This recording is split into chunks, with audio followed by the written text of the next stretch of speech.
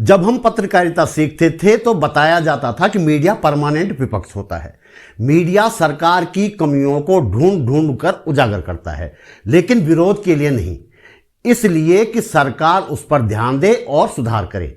आज दौर बदल चुका है, पूरा मीडिया सरकार के साथ खड़ा है। ऐसा करने वालों को सरकार कई तरह से मदद करती है, लेकिन मेरे जैसे लोग सिर्फ आपके सहारे होते हैं। वीडियो पूरा देखकर आप मदद पहुंचा सकते हैं। लाइक, कमेंट और शेयर करेंगे तो मुझे कुछ और मदद मिलेगी। आप YouTube पर चैनल सब्सक्राइब करके और Facebook पर पेज लाइक करके भी मेरी मदद कर सकते हैं। संभव हो तो और आपको उचित लगे तो आप अपने खर्च में कटौती किए बिना मुझे आर्थिक मदद भी दे सकते हैं। नमस्कार, मेरा नाम है त्रिलोचन भट्ट और मैं करता हूं जन सरोकारों की बात। उम्मीद है आप राम मंदिर के प्राण प्रतिष्ठा समारोह से फारिग हो चुके होंगे। अब आगे क्या करना है, मुझे लगता है इस पर बात करने की जरूरत है। राम मंदिर प्राण प्रतिष्ठा शंकराचार्यों की सलाह और संवैधानिक मूल्यों की अनदेखी करके किया गया। ये बात खूब चर्चाओं में रही। ऐसा क्यों किया गया यह आप अच्छी तरह जानते हैं, लेकिन क्या आपको लगता है कि इस काम के हो जाने के बाद बीजेपी को लोकसभा चुनाव में एक तरफा वोट पड़ने वाला है? मुझे तो इसमें संदेह है। पहला सवाल यह है कि आयोजन किसके लिए किया गया था?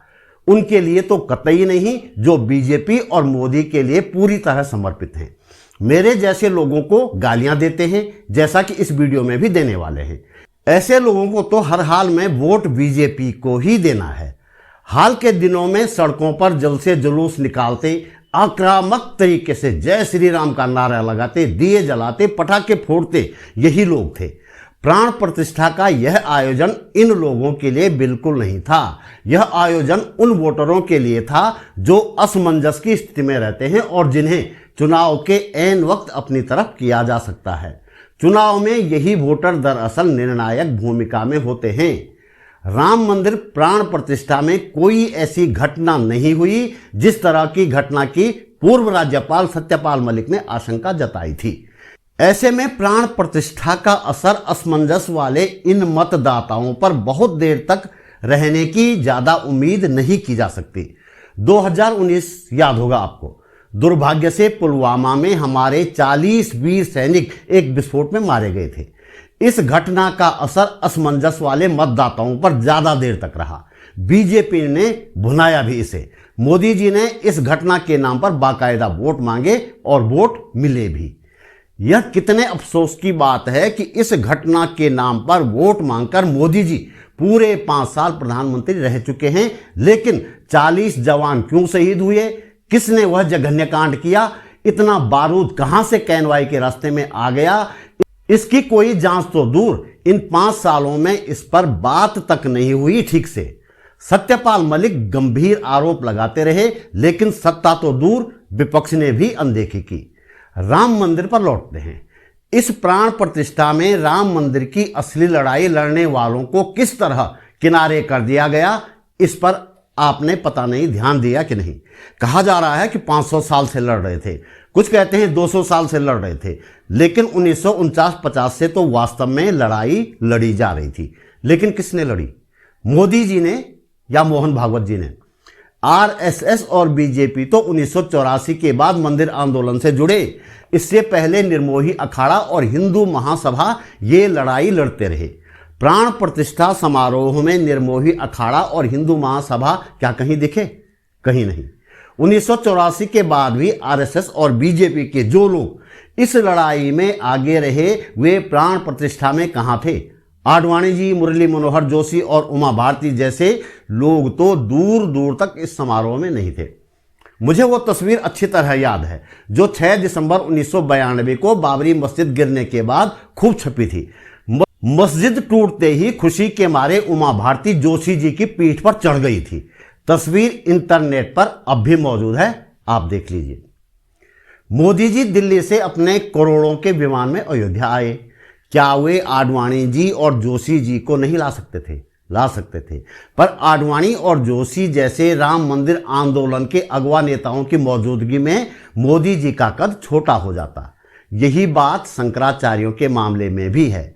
उत्तराखंड के पूर्व मुख्यमंत्री त्रिवेंद्र सिंह रावत का एक वीडियो देख रहा था जिसमें वे साफ कह रहे हैं और बिल्कुल सही कह रहे हैं कि राम मंदिर का आंदोलन मोदी जी ने शुरू नहीं किया था। आप भी सुनिए। देखने की जरूरत नहीं है, कोई राम जन्मभूमि का आंदोलन मोदी जी ने शुरू नहीं किया। राम जन्मभूमि का आंदोलन 500 साल पहले शुरू हो गया था। प्राण प्रतिष्ठा के लिए धार्मिक और संवैधानिक मूल्यों का किस तरह उल्लंघन किया गया, यह भी देखने वाली बात थी। मंदिर निर्माण अधूरा होने से लेकर या फिर मुहूर्त को लेकर या बिना पत्नी पूजा को लेकर शंकराचार्यों और ज्योतिषाचार्यों ने कई सवाल उठाए।